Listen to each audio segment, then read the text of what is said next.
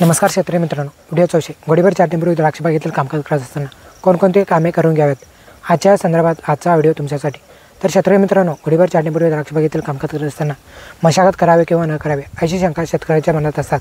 तर नक्कीच मित्रांनो, गोडीभर चाटणीपूर्वी द्राक्ष बागेतील मशागत करू नये, परंतु वेळेअभावी पडलेल्या पावसामुळे द्राक्ष बागेत ट्रॅक्टरच्या चाकाच्या खुणा पडलेल्या आहेत, त्या मुजवण्यासाठी हलक्याशा पद्धतीने मशागत करून घ्या, जेणेकरून पुढे पाणी साचणार नाही।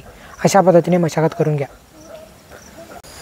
दुसरा मुद्दा, तणनियंत्रण। शेतकरी मित्रांनो, गोडीभर चाटणीपूर्वी द्राक्ष बागेतील तणनियंत्रण करणे गरजेचे आहे। तणनियंत्रण करण्यासाठी तणनाशकाचा वापर करत असताना ग्लुफोसेट अमोनियम 13.5% असलेले UPLचं स्वीपर किंवा BASFचं बास्टा हे तणनाशक वापरू शकता, किंवा ग्लायफोसेट 41% असलेले बाहेरचा राऊंडअप किंवा सिजंटाचं टचडाऊन हे तणनाशक वापरू शकता।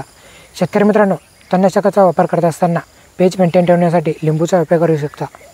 प्रमाण: 20 लिटरच्या पंपासाठी स्वीपर 80 ml आणि राऊंडअप 80 ml असा स्प्रे करू शकता, किंवा राऊंडअप 160 मिली असा स्प्रे करू शकता। तिसरा मुद्दा, शेणखत।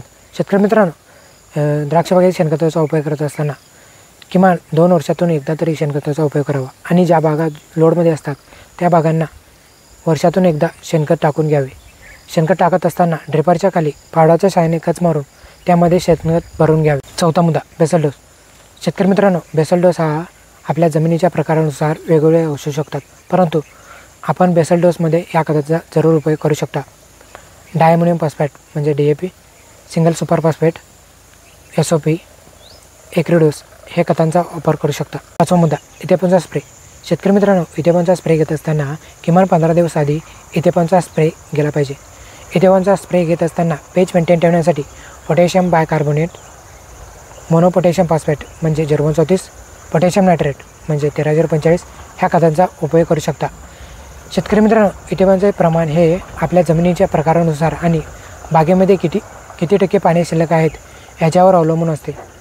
उदाहरणार्थ, ज्या बागा काळी जमिनीमध्ये आहेत आणि त्या बागेमध्ये 80%च्या वरती पाणी शिल्लक आहेत, अशा बागेमध्ये 200 लिटर पाण्यासाठी 700 ml इथेपॉन आणि मोनोपोटॅशियम फॉस्फेट 700 ग्रॅम असा स्प्रे करू शकता।